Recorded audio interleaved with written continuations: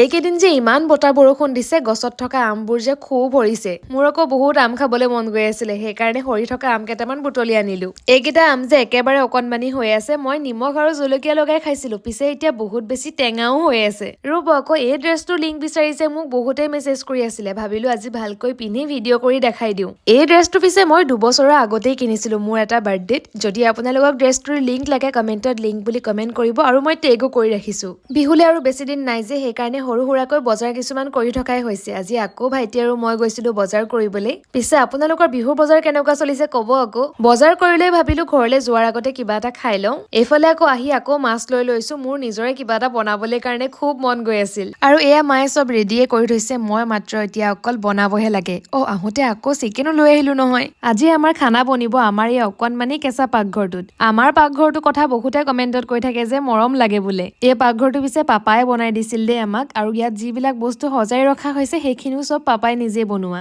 আপোনালোকক পাকঘৰ দেখাই থাকোতে মোৰ এইফালে খানা ৰেডিয়ে হ'ল বাৰু আজিলৈ ইমানেই আছিলে ভিডিঅ'টো শেষৰলৈকে চোৱাৰ বাবে থেংক ইউ